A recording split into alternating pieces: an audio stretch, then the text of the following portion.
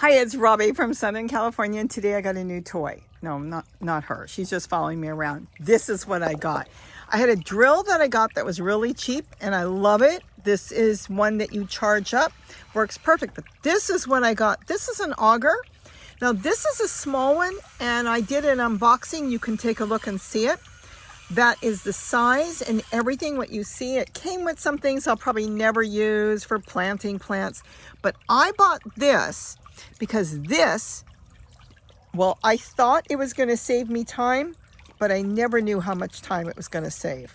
And that is a miracle for me because I need more time. So here's what I did. Let's walk through the yard for a minute. I've been working in my bird garden and tidying it up. And you know, there's been a lot of stuff I needed to take out. We have all kinds of tree collards through here, and they're getting way too big. Remember this one? This was giant. Well, I'm still working on it. I'm going to get it off the chair.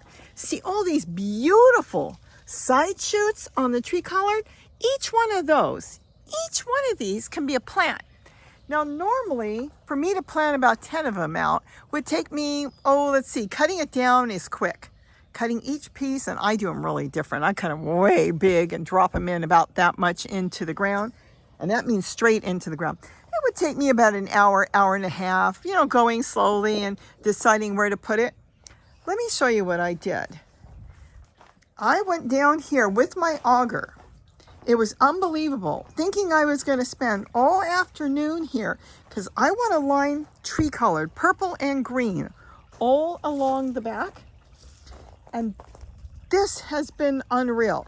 I got all these in. You probably can't even see them. They're small ones, big ones, all the way along in less than 5 minutes. It was so easy. I just drill a hole, push it in, push the soil around by stepping on it with my foot, and then watering it. Now, are they all going to make it this way? I don't know. I have done it before, but that means digging and putting it in and watering it.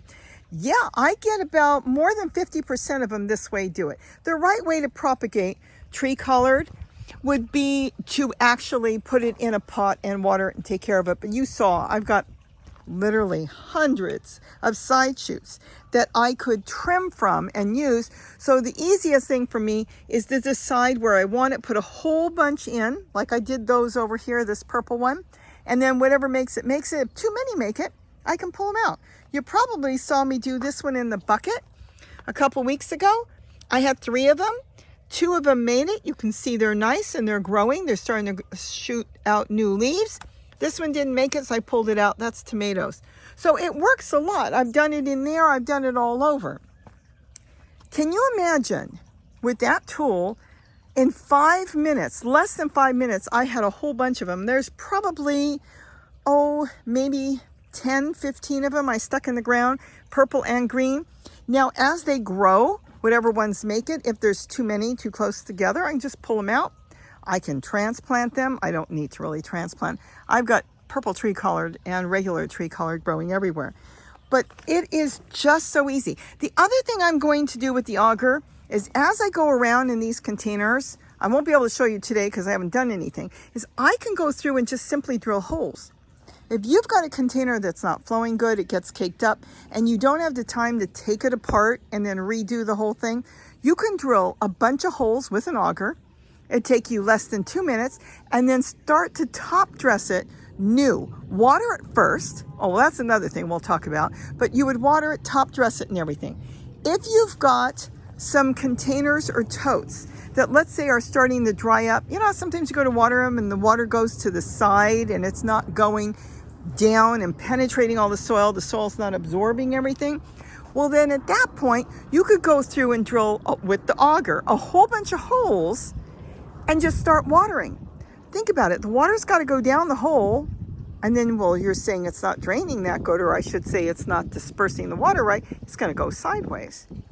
You'll be able to fix up your containers that are not flowing right simply by using the auger and then making holes. Gary's been popping holes all over in the ground now. He got them. Now, I bought mine on Walmart, my first one, and I'm going to tell you I goofed because I actually found it cheaper on eBay. The same exact one, and Gary got his after I got mine. So I will post the link underneath. on the exact one I got. It's not a big one, so it would be for small bulbs, but I'm not looking to plant bigger, big bulbs. Gary got two. He got one that is exactly like mine, 16 inches long. You can go a little bit longer, a little bit shorter if you want. And that's what this one is. It's 16 inches in length.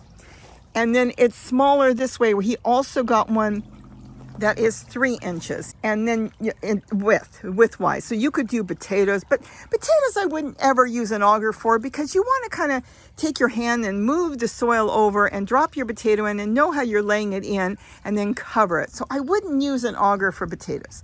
I definitely would use it for certain bulbs, because you don't want to put the potatoes so deep. Maybe onions, I doubt it. I don't plan on using the auger for potatoes or onions or anything like that. I'm going to use it for transplanting. I could even do flower cuttings. If this bush has to be trimmed and I want to do this, I could go through, drill a whole bunch of holes. Of course, with this, you could use a stick because it's so skinny. But you kind of got the idea. Make a whole bunch of holes, push them in, and this is for things that are, not rare or that important to you, but this way it's a hit and miss on what's going to make it. You could do it with tomatoes too. You can do it with rose bushes too. There's a big one. A lot of people take a lot of cuttings off their rose bushes and put them in containers or straight into the ground, and then come next spring, they take off and grow and you can pull them out. You can use an auger for that. My main thing for the auger will be, I'm going to put more of the tree collards back there. I'm going to we're trimming this back, and I'm going to put some more tree collard back there because there's one big one there, and my purple tree collard I got from eBay years ago, it's about 7 years old. It died back, so we took it to the ground. I'll put one back there and maybe one here, and maybe I'll even do some cuttings off my dinosaur kale. This is my original dinosaur kale that was growing, 7 years ago, and I did some cuttings. The original's gone. They were all along the bottom there, but this is a cutting from it. I could do that too. Now, if this was precious to me, I would definitely take a stem like this, put it in a pot, and take care of it until it grew roots, and then plant it out. But for tree collard, that I have that many growing, just cut them. I mean, I don't have all that kind of time. Start taking all these out, and then just drill the hole with the auger, and then just stick them in the ground and forget about them. Just kind of put them in there and forget about them. So I'm going to get one more, or maybe probably like for here, maybe I'll put like 4 of them in there in hopes that 1 or 2 make it. And I can do it anywhere in the yard. Talk about being easy. I mean, look at all those down there. All of them. Can you see all that? That's all new plants I can plant. There must be 40 of them on there. So I can slowly go through, trim out what I don't want, and start putting them in the ground and getting them going where I don't have to knock myself out, getting on my hands and knees, digging holes, or even catering to them in a flower pot. I can have them straight in the ground where I want. And yes, I think I will put a couple back there. Some of them I put in pots. You probably see pots back there with open bottom. Well, I got a geranium in there. I have a lot of those pots in the ground, open bottoms, so the water gets directed to them. You can definitely do it that way. So I hope I gave you some ideas on making your life easier in the garden, and even in your container gardens, to get an auger so you can make holes and then get the water to disperse better through your container. Even in there, it's all caked up and hard. This is an old setup. I can go through, drill 10, 15 holes in minutes, and then just water it, and the holes will fill. The other thing you could do is drill holes and put a little layer of potting soil or leaves or wood chips. Let it slowly fill on its own after you drill the holes, and it will change the consistency of your soil and make it grow better. So I hope I gave you some ideas, because I'm telling you, that is going to be a great friend to have in the garden, because that saved me so much time and made it so easy to get that done. Propagating plants without knocking myself out. So with that, have a wonderful day. And as she wants to sit on the carpet, don't forget to eat what you grow. Bye-bye. As you can see, I am working on my garden. We have another cloudy day today, so all the solar fountains aren't working, but that's okay. Some of them are still pumping a little. I think I'll do a lot of flowers that way too. Stick them in the ground and forget about them.